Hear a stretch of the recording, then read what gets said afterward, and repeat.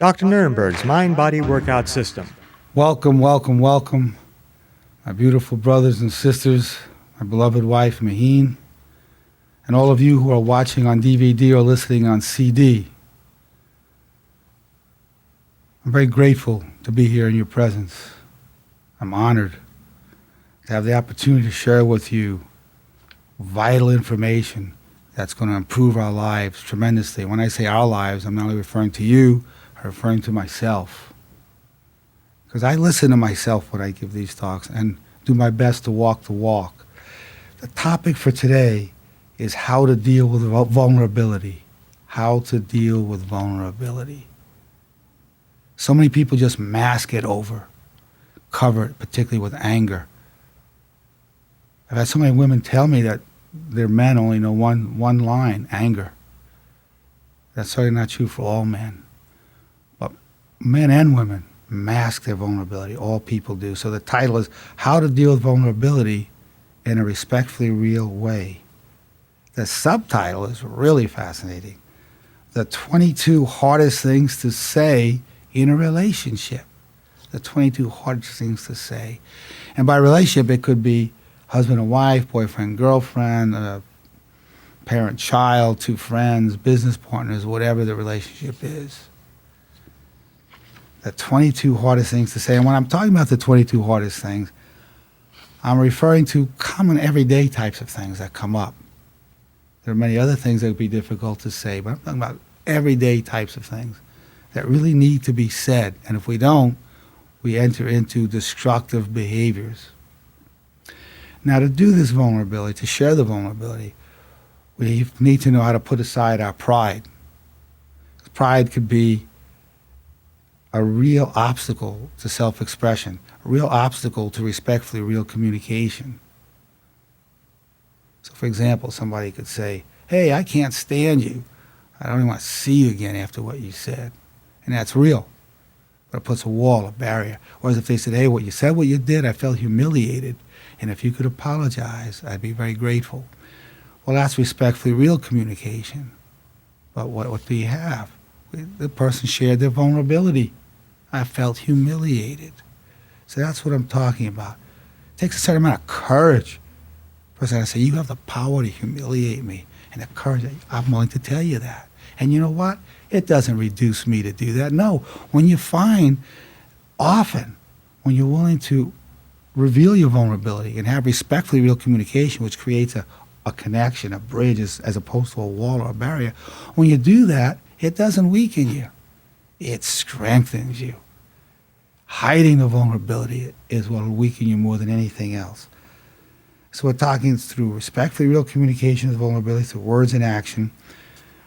And this is all prefaced on a basic underlying assumption, which is you have the right to be your real self. You have the right to be your true self.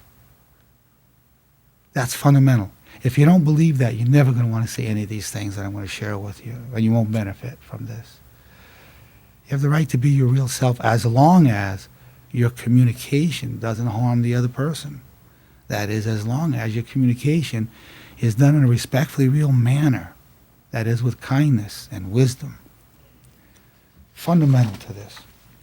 Now, number one, and this is hard for so many people, I'm sorry. I'm sorry. You know, it's interesting that years ago I made this one up. It's a picture of me on my knees saying sorry. And so I figured this would come in handy to just give them to my wife. Yeah, because all the little things I do, sweet. I have a lot of them. So I'm sorry. And I'll tell you, when I was younger, that was not easy for me to say. But now I'm going to go over what I call common covers. You know how people cover that? When you've done something and you're not apologizing, you feel guilty. There's a guilt, which can be relieved by just saying, I'm sorry. You can say, I'm sorry to the person. You can say, Lord, I'm sorry. Please forgive me. I'm sorry. So that way you release the guilt. But now there's another thing. If you don't apologize, guess what people do? They go and justify the wrong they did. They build up a case and they got to keep feeding it. You did this, you did that, I didn't do anything wrong. Boom, boom, boom, boom, boom. And you can save yourself all that energy, all that tying up, that mental energy, and all the aggravation that goes with it, and the stress, psychologically and physiologically. The other thing will happen if you don't apologize, you're going to start accusing, you're going to counteract. No, I didn't do that. You did that to me. Person, well, you hurt my feelings. No, you hurt my feelings. No, boom, boom, boom, boom. As opposed to, oh, I hurt your feelings. Oh, I'm sorry. I'm really sorry. I didn't mean to. Gone. So I'm sorry. What a tremendous power in the apology. And there are many ways it can be said. Please forgive me. Or, as a very famous person said just yesterday, I screwed up. Yes. Beautiful. And as the saying goes, it takes a big person to admit when they're wrong. And you know what? When you do the apology, often it calms the other person down. We found in our research on road rage, when somebody gets mad at you, that 60% of the people who get angry at another driver would calm down if they got an apology. So apologies can go a long way. Not 100% of the way, but it can go a long way. So the apology, I'm sorry, please forgive me, I screwed up. Boy, I sure messed that up. Great thing to be able to do. Beautiful thing to do. And by saying it, this is one of the hardest things for people to say. Especially hard if you want to keep a premise that you never make mistakes or you're perfect or anything else. You say, I don't. You got to apologize. And then also, let's extend it even further. Sometimes it's even good to say, I'm sorry. You didn't do anything. You say, you know what? I'm sorry we're having this problem. I'm sorry you feel that way. I didn't mean it that way, but you take it that way. I'm sorry. So to even apologize for something, you could make a case. There's nothing to apologize, but hey, I'm sorry. I love you. Please forgive me. I'm sorry. What are you really apologizing? You're apologizing to relieve that person's hurt, their anger, and say, I'm sorry the situation came to this. Now, I'm going to tell you one that you hardly will ever hear. And if you don't do this one, which most people don't do, it can lead to rage, terrible rage, accusations, killings for people that don't know how to do this one. I'm jealous. I feel jealous. I need some reassurance. I feel jealous. Oh. People kill each other over that. The rages that go over that. The accusations.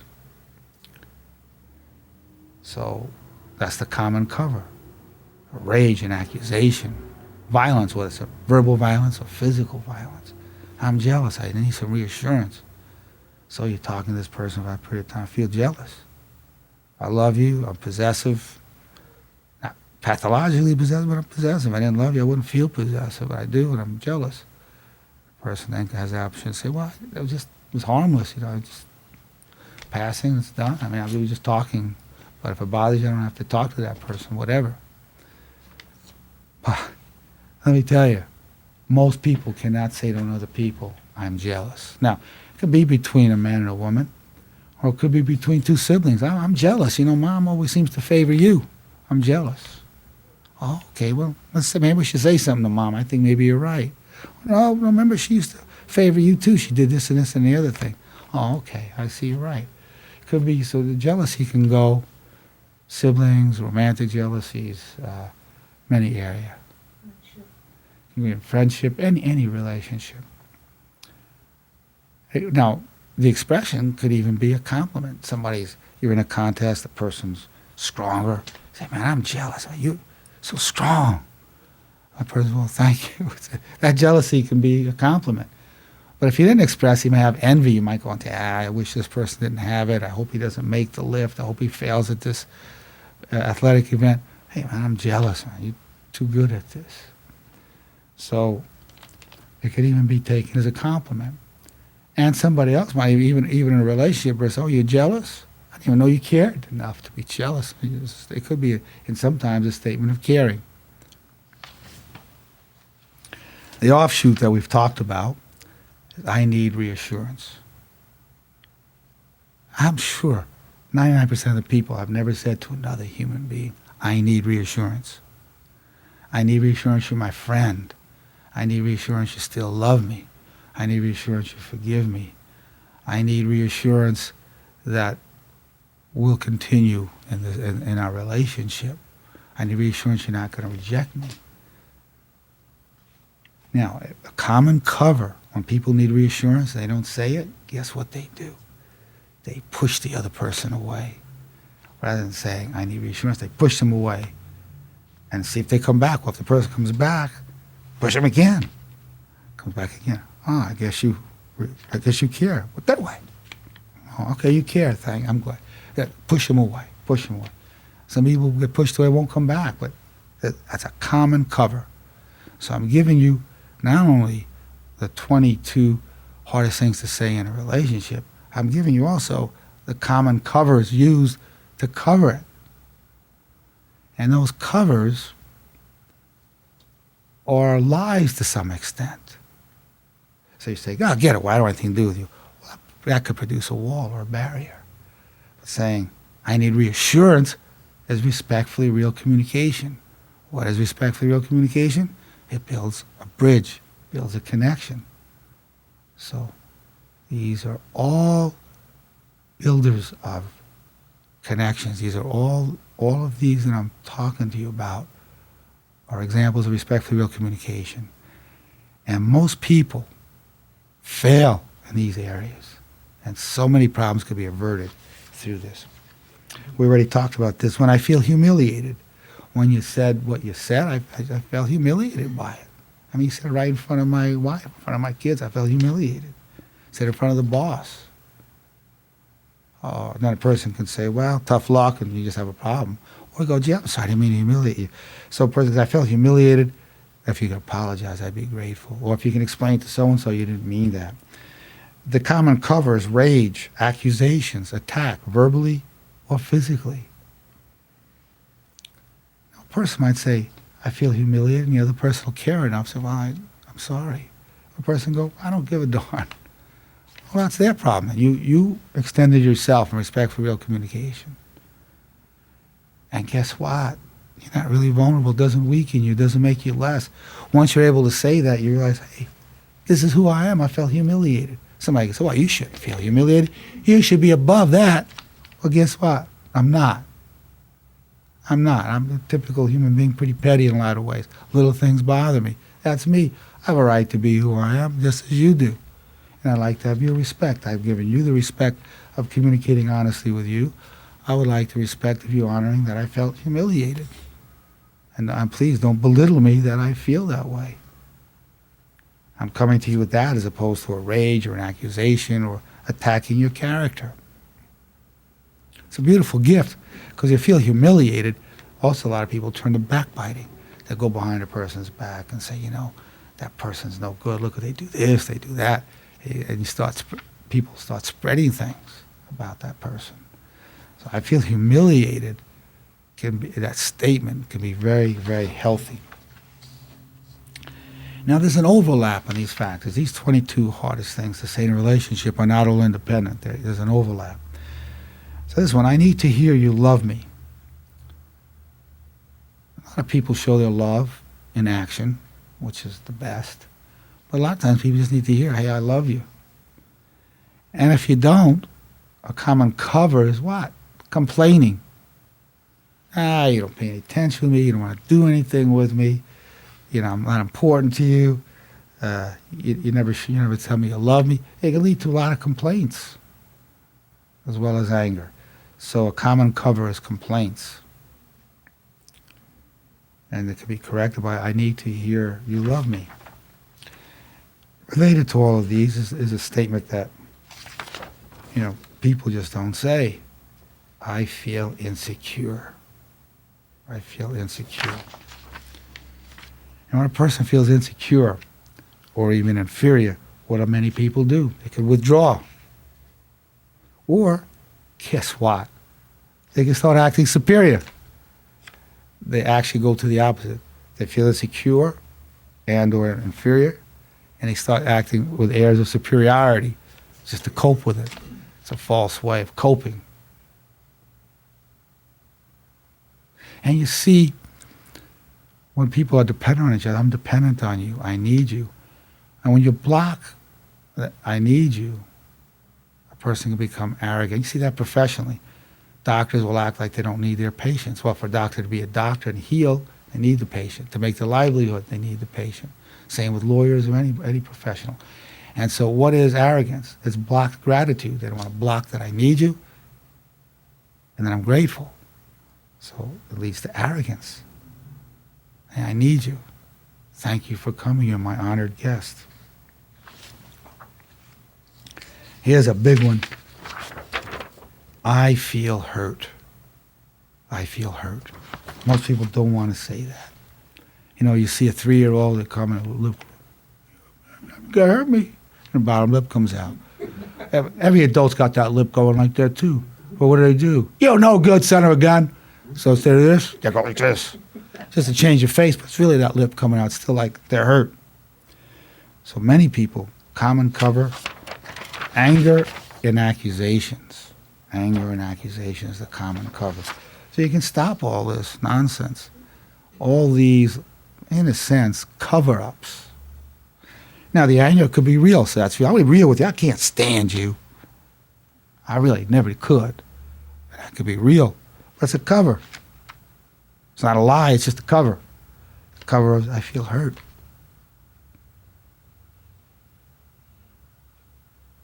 I need something from you. I need something to make that hurt go away. I feel hurt. It leads to respectfully real communication, but it shows your vulnerability. I'm saying to you, you have the power to hurt my feelings. You have that power. And once you're willing to acknowledge it, you gain power. You don't lose power. Some people say, gee, if I let you know, you might keep going for that. Once you know my weak spots, you may keep pressing that button. And sometimes that could be true. Some people will take advantage. So there's a risk. In sharing the vulnerabilities, there is a risk. The person knows and all, okay, I can get to them. Some people might just keep going for that. That could happen. But guess what? If they keep going for that, after a while I go, okay, you think that's my weak spot. It was, but you know what? It's not now. You keep pressing and pressing and pressing. It's like a spot. You get a tender spot, you know, the therapist massage it, massage it. It hurts. Oh, it hurts there. Oh, it doesn't bother me now. It's just gone. So you'll be able to take it. Keep at it, keep at it, keep at it. After a while, most of the time, it's not going to, you'll get used to it and you'll be able to say, hey, what else is new? I shared with you a vulnerable spot and that's what you do? That's no problem. Doesn't bother me now. It'll come to that generally. But this requires the self-confidence to know you can handle these things. And you have a right to be who you are. Now, this is huge, this one. These are all big ones. And I'm giving you options. Now, you may or may not want to exercise these options, but as it is now, most people don't even know they have these options to say these things. Why? They never heard another human being ever say this to them or to anybody else. Did you ever hear anybody say this? I need attention. Why, you need attention? What are you, a baby? No, I need attention. The common cover, person will create a problem. Some kids act out in school because they want attention.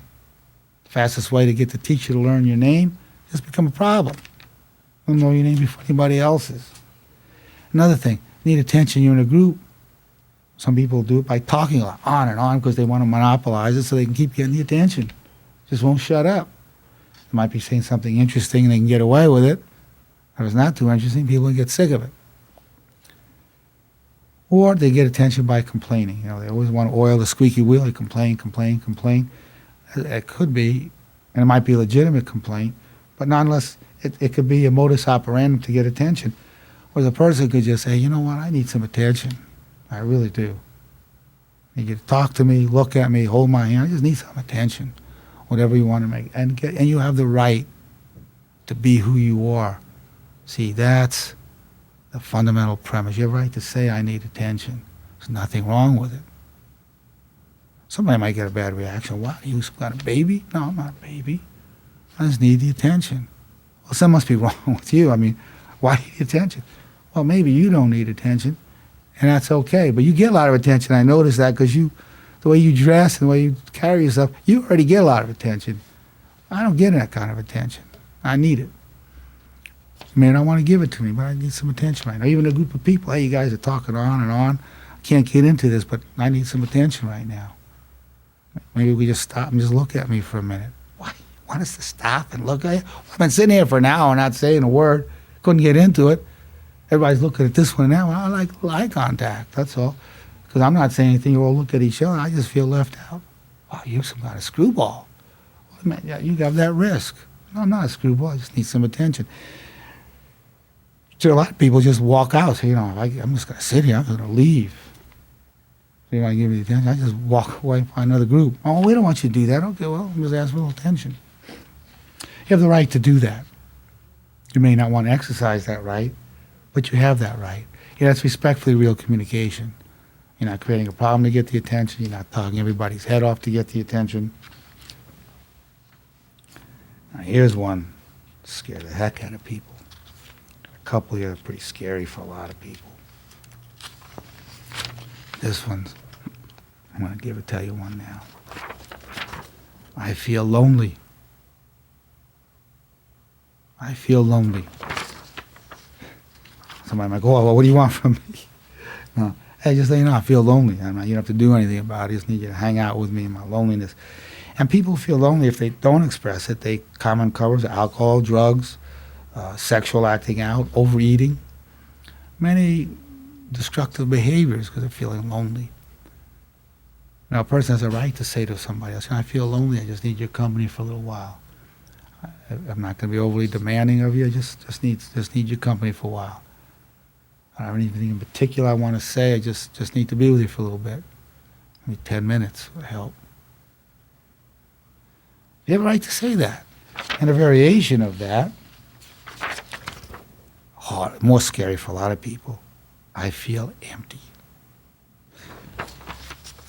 Now, when you tell somebody you feel empty, if they care about you, right away, what are they going to do? They're going to try to fill up your emptiness, make you think, well, you shouldn't feel empty. I mean, why feel empty? I used to feel that way. I don't now, but why feel empty? They try to fill it up. Say, listen, I just feel empty. I'm not asking you to fill my emptiness up.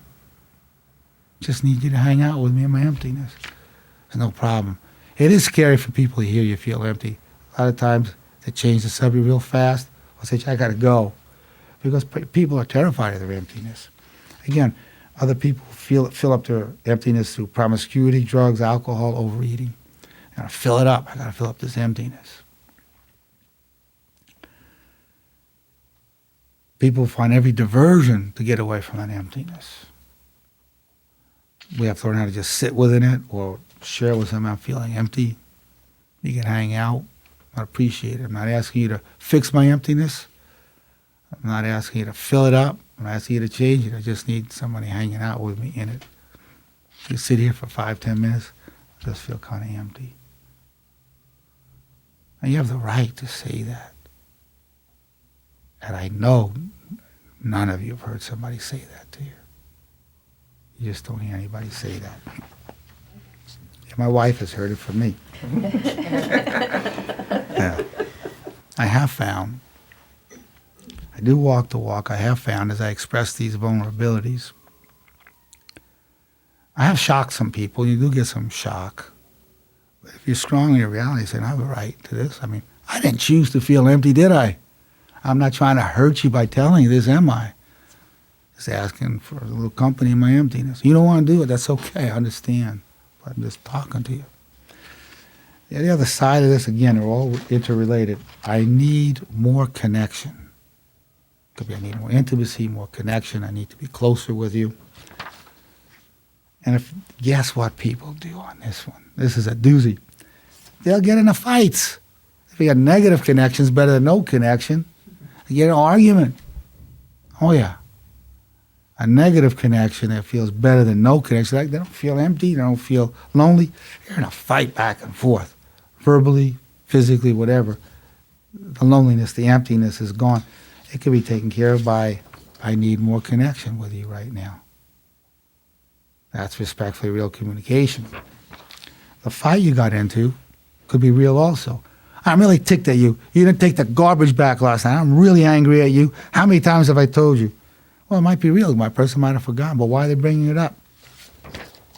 Might want a more connection right then, and they're arguing is some way of getting that, masking it. The common, what I call the common cover. See how destructive it becomes, or can become, when we don't have the respect for real communication, when we don't say these 22 hardest things to say in a relationship. The alternative is cover up and destructiveness. Now, I'd like to ask you before I continue, if you reflect for a moment, think about of those things, the one or many of these that are hardest for you to say. Yeah.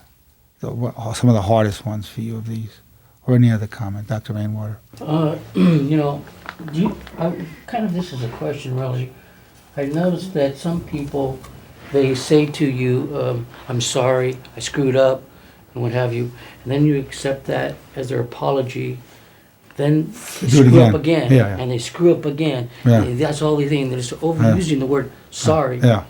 So how do you... Okay. Here's a Like good they point. don't mean it. Yeah. If they don't mean it, they're Yeah. saying it, if they mean it That's the what I first get time. the feeling like they don't mean when That's they say right. I'm Yeah. sorry. Then Now, when a it's person sorry says, meaning. they're sorry, now, the more common problem is people not saying they're sorry. It's much more common than people saying it and not meaning it. Now, the person may mean it when they said it, but it doesn't mean anything's going to change. It's one thing to say, I'm sorry, and another thing to say, I'm sorry, and here's what I'm going to do to make sure I don't do it again. And the person's trying to do something.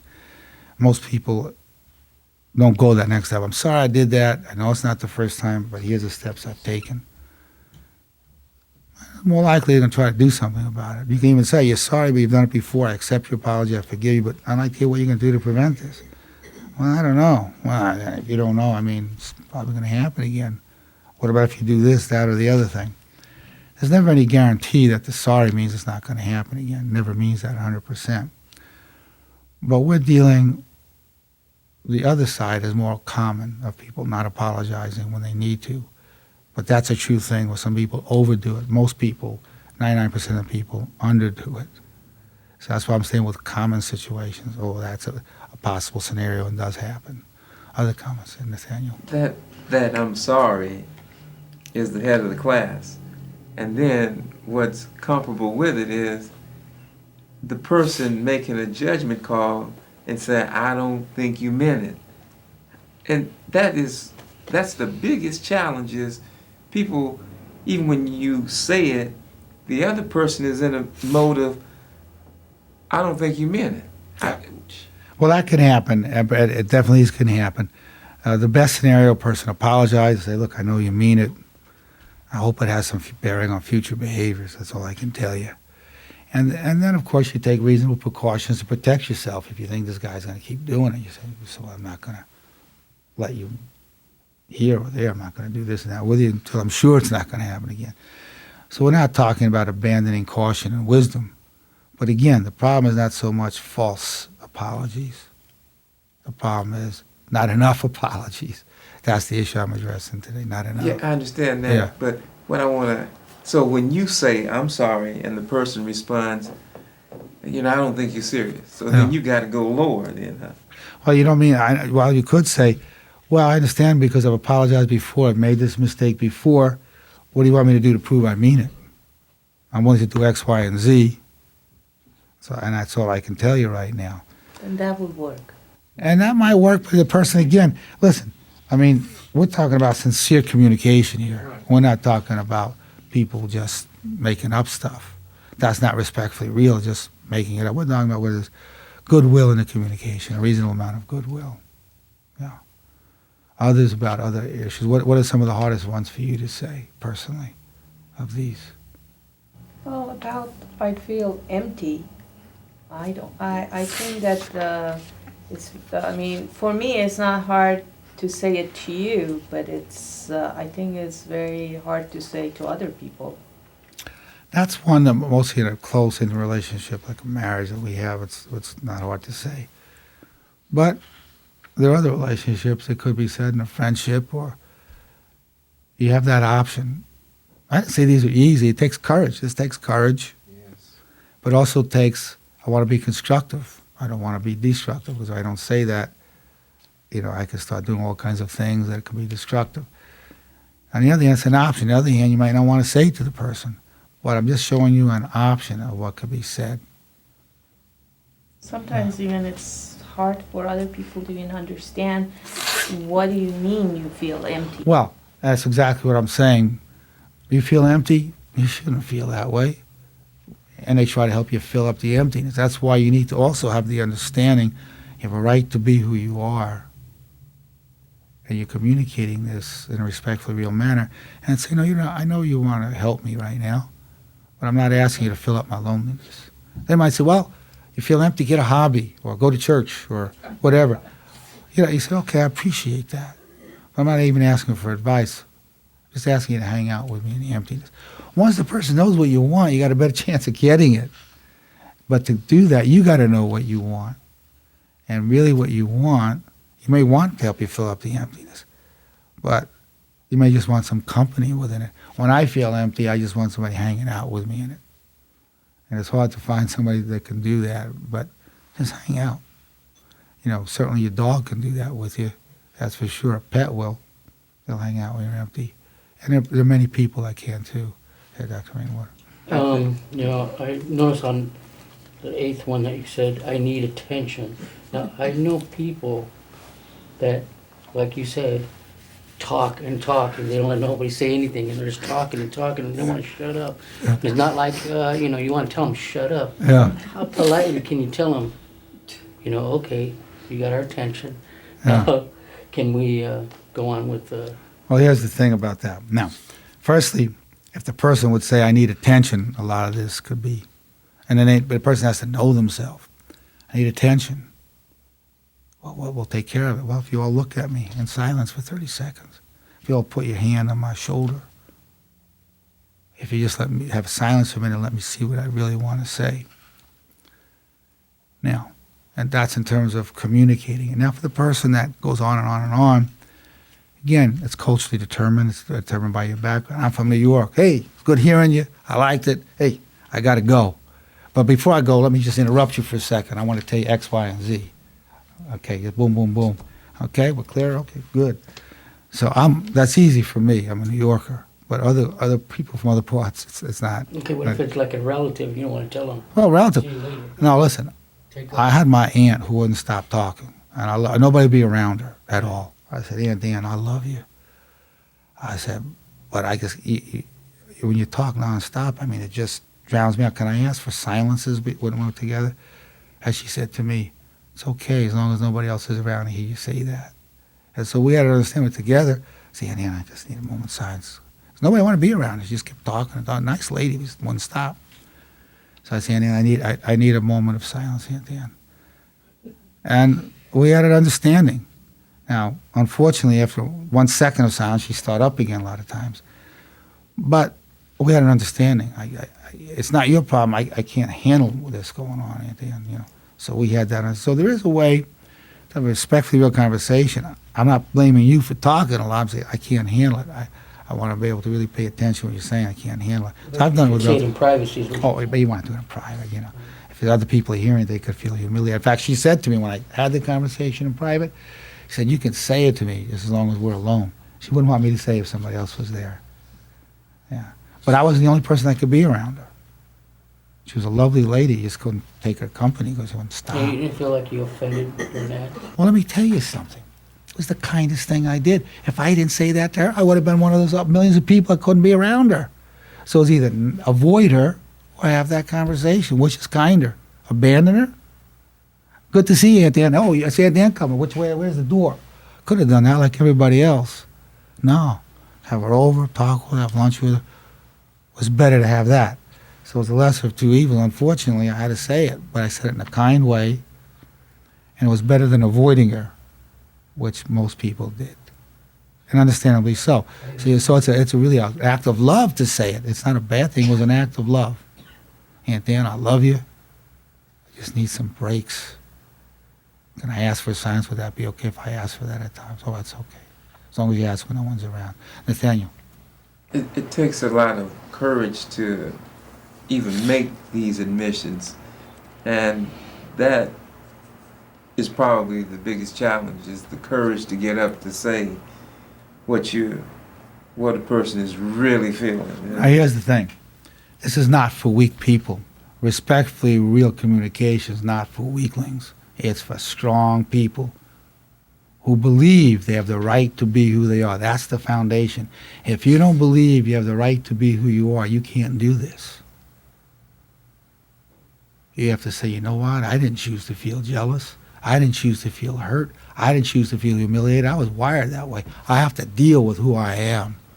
And you have to, somebody might say, well, you're petty. These things bother you. All right, I'm a petty man. Just a normal human being. I'm a petty man. No, I don't know anybody else that wants attention. All right, I'm subhuman. Whatever you want to say about me. Whatever you want to say, that's who I am. And you know what? I didn't choose to be that way. And I'd like you to show me respect. I'm showing you respect. I'd like you to show me respect. I feel humiliated. I could use an apology if you feel you can give it. And that's strength. See, feeling humiliated or saying I feel hurt, that's not weakness. You feel weak when you don't want to acknowledge it. Then you feel weak. And then you do destructive things. This is for strong people who strongly believe they have the right to be who they are, who understand respect for real communication builds a bridge, a connection, as opposed to a wall and barriers. Yeah, Nathaniel. You know, it's interesting that you say all these things. Usually you would get the CC, the common, what is that? Common cover. Common cover. All my friends, I've never heard any of these. That's right. I've never heard anybody That's tell right. me. Even when I was in relationships, they never told me, you know, I need attention, I need this. It was Not always even in the relationship. common cover. Common they would cover. always Wow. see. I would always be arguing with them. I'm like, why am I arguing? and I'll be thinking, why am I doing this? Even with my friends, I'll tell my female friends, I'm like, look, I'm really honest with them. I say, I'm feeling lonely. I need some company. And they'll say, oh, you know, but they make that into sexual, and they feel so lonely and empty. That's the only way they can communicate with somebody is sexually. And I'm thinking, I don't want to have sex with you. I just want, your company. I just want to be around a woman. But to them, they have common covers, and they feel like I want to be sexual. Well, one thing's important to say, and there's something now. There's certain boundaries and certain ways that you have to understand it, and you're already given the answers to this. I feel lonely, and I want your company, and I'm not making any sexual innuendos at all. I just want you to hang out. So you're already laying it out ahead of time. So don't think I'm hitting on you. I'm not. But I just want your company. Maybe hold hands, or just sit here, watch a movie together, whatever. So I'm not making any other kind of demands. I'm not asking for anything else. And I'd be honored if you would keep me company. I'd be grateful to you. That's the other thing, express your gratitude. Really, that's it. That'll take care of a certain percentage of it. Yeah, Dr. Can I Rainbow. ask something? Yeah. I want to go back to the other question about your aunt. Yeah.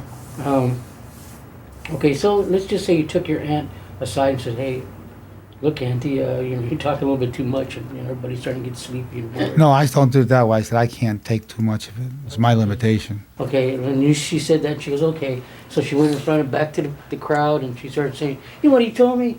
He told me that to shut up, that I'm talking too much. You think I'm talking too much? Or, Okay. she makes a big scene like that. Okay, my aunt didn't do that. One, I didn't tell her she talked too much. I never said that. I said I can't handle it. I need time to process what you're saying. So I never said you talk too much. I never accused her of anything, because that's taking a shot at her. Well, she didn't have the manners that you did. Well, I just said it's hard for me to handle it. Some people could have listened a lot longer than I did. I'm not the most patient listener at times. And then I can't, it's my limitation. I can only listen so long. But there's always the possibility in any of these things that somebody can go around spreading rumors about you, about any of these things. Some of the risk, you're not going to be always understood. So-and-so, I thought he was a together guy. Hey, he says he needs attention. Hey, he felt hurt by someone. So I thought, what kind of man is that? I thought he was a man. What kind of man says he feels hurt? Well, you get misunderstood. And you got to be able to take that. It's very hard for women also to say it. Yeah, It's women like have- as soon as if woman says it, it's like, it's going to become a very big problem sexually. Yeah. So it's a very hard thing to say. I think that's the most hard one to say. I need attention. I need attention, and I don't mean sexually. I'm not, I don't want anybody coming on me. I'm just saying I need some attention right now. Make it right up front. This is not a romantic invitation. I need a little attention right now. Okay, how do you want the attention? Well, just look at me, or let me just get my thoughts so I can say a few things. I wasn't able to fit into that conversation. Maybe I could change it to this other thought I'm having. But could they be wanting sexual attention? Well, a person might want sexual attention. A lot of people, when they're lonely, feel like they got to fill it with sexual attention, and that could happen too. I'm talking about non-sexual scenarios right now. Yeah, Why Sasha. is it that people always construe it something that you need, like attention or something, they construe it as sexual type of thing? It's common to construe things as sexual. You need attention, and sometimes the person, especially if they're saying it for their significant other, might need the sexual attention. But most of the times we're talking about situations where that's not what's being called for. And let me get very specific. I'm not asking for a romantic response. And it's good to also, if you can, specify what satisfies that attention. I just need you to hold my hand.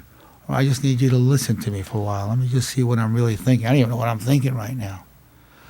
I need you just to be quiet for a minute and just look at me for a second. Or whatever. If you tell what you're wanting, that's one step. You can also say what you don't want in terms of the respectful real communication. These are the building blocks for the respectful real communication. Will it always be successful? No. But it's more likely to get us around the common covers. These are all intended constructively. There's no such thing as a surefire solution to any of these things. But it's a lot better than what people are doing now, even between leaders of nations. One leader extends courtesy to the other, pours his tea with his own hand, shows a respect for that person's religion and so forth. It's going to be harder for that guy to bomb you. He might do it anyway. You say, no, Joe's a nice guy, showed me hospitality. I don't want to bomb this son of a gun. Let's see if we can get around this. It might be just that simple. Whereas you offend the guy. Yeah, you really tick me off, when you're doing this and that. You got to stop. This is what we're going to do to you. Oh, yeah? Okay. And it was being honest, but it didn't create the connection. It wasn't respectful real communication. So, at all levels, we're talking about wars could be averted. A certain amount of wars could be averted over this thing. And we're talking about it between nations, between families, between individuals. Yeah. So one would have to really have some, as one would say, some thick skin because of the risk involved. You would have to overcome or compensate for that risk. Now, here's the point. The term thick skin. Now, thick skin means things don't get to you. Some people have that. I don't particularly have that. Now, it could be no skin, see? Okay, and I'll tell you what I mean by that. Let's say I share the vulnerability. I need some attention. And you say, oh, I need some kind of baby, No, I'm not. I'm just saying I need some attention. But if you don't want to give it, that's okay. So as long as I'm expressing myself, it's okay if you can't give it to me, then I don't need that, takes care of it. So if you don't want to give it, I've preserved my dignity. So if you can't give that, I understand. A person say, well, you hurt my feelings. Well, you must be some kind of baby then if that's a little thing like that can hurt your feelings. You need a thicker skin. Well, you know what? That's how I am. I'm a sensitive guy. I'm a poet. I'm a sensitive man. And I'd like to have your respect that I am sensitive. I respect you enough to tell you how I feel. Maybe you don't get hurt as readily, but I do. I'm going to ask you to respect that. Now, that's not being thick-skinned. The communication itself could keep preserving your own integrity. And that's the key to this. That continuation of the respectful real communication will help preserve your own integrity. Can I go on a little deeper? Maybe Sure. Maybe this is too far for this particular subject. But psychologically, how do we kind of put this in the hands of an assassin? Yeah. An assassin who could assassinate you psychologically or physically, depends how you mean. I mean, like, let's say, for instance, Oswald, No. or like the guy threw the shoe at the president the other day. I'm sure if he had a weapon, he would have probably used it Yeah. that day. Okay. No, not necessarily. Now, the biggest insult that, For that, Custom. for that culture is like The worst being insult. disrespectful. worse Okay, so insult. let's just. I was gonna say through the shoe, so tell me the tie-in now, what are we getting? Yeah, I'm just wanting to know, does a person psychologically feel the same way, or is he just disturbed? Well, if somebody throws a shoe, the person feels offended. Now, you may have to say, gee, I felt humiliated, threw that shoe at me. We might laugh. That's funny, the guy threw a shoe at me. Depends at what level you're at. You may have to take measures. Listen, I'm going to have you arrested. You hurt my feelings, but I'm not arresting you because of that. I'm arresting you because that what you did was illegal. No, just how it relates to like gangs and stuff like that. What you're saying. Yeah, there's many extensions into more non-common events that need to be addressed. A lot of them are covers. So these are non-common covers. I'm just using common covers today. Well, the one that I can relate to is my daughter I have two sons and my daughter, and she always thinks that I pay a lot of attention to my sons. But she doesn't realize that my sons, I don't see them as often. But she still has that resentment in there. So she would need to say, Mom, I need, when my brothers are here, I need more attention. I need more I attention. didn't realize this. I mean, And she could also say, she could also say to her brothers, when you're here, Mom gives you the attention. I feel jealous. But what would help me is if you guys pay a little more attention to me also when you're here. That'll help. She may not get it. well, she gets it. She But- gets the attention but- from my sons. But she might need it from you. She So I feels need more resentment toward me because Yeah. she thinks I don't pay enough attention to when her. they're there. And it's a jealousy. But the thing is, if she said, I just need more attention, when they come, you might make a little more effort. Say, you know what? I know it might have taken you a long time to realize she just needs the attention. exactly. She could have short-circuited the whole thing and say, Mom, I need more attention. My brothers are here. I have a question. If you see the signs, the common covers, and just like what she said with her daughter, and you ask a person, now, do you feel hurt or do you feel jealous or do you feel like you need more attention? How and they didn't answer you accordingly. How would you go about that? Very often, the person won't acknowledge it. So when you realize that the nasty things they're saying are coming from hurt or feeling humiliated, then you're hearing with the ear of oneness, and you respond to the hurt instead of the accusations. You say, gee, I love you. Just want you to know that. Instead of saying, hey, who are you talking to? What do you get up talking to me like that? You say, because you just respond to what they're saying, it's a cover. And it's coming from that. One way of testing it, I'll say, hey, I love you. Give me a hand. I love you. I want you to know that. Forgive me. I love you. And a lot of people melt from that. Not everyone. But some people, then that's what was underneath it. And it's not always going to work, but you're responding to what's under there. Or you may say, I let you cool down, walk away, and you don't take it personally. You say, well, it's a cover. The person really feels hurt from this and that. It'll help protect you from whipping yourself up, damaging yourself. So in other words, just being ready for whatever they have, for their hurt, just to be able to listen. It'll help you listen, but you might feel abused. Might be too much negative energy coming. Say, look, I'll just take a break for a minute. I hear you. Let me just process that. And you go away. And then, or if you feel you can give them the love then and respond to what's under it then, that's good. Some people you can do that with and some not. But just hearing that they're using a cover will help you not take it personally. And that's the important thing for you. Nathaniel. No. Oh, that's okay.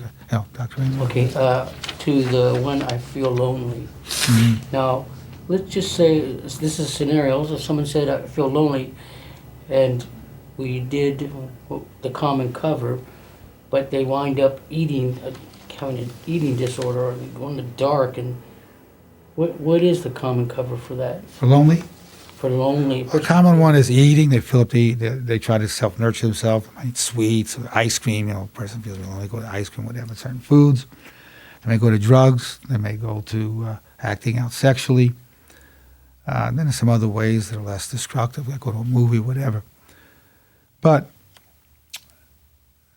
there are different behaviors. The common ones when people feel lonely, most people will say, I feel lonely. And so they're going to have common covers or try to ingest something to fill himself up with something, drug, So food, what would alcohol. be the solution? Say I feel lonely is one. If they can say that to somebody, it's not an easy thing to do. Okay, well, with that, on that note, we have more to do with this, but I wanted to at least cover this amount today on this. And I'm honored to be in your presence. It was really very fulfilling to share this with you.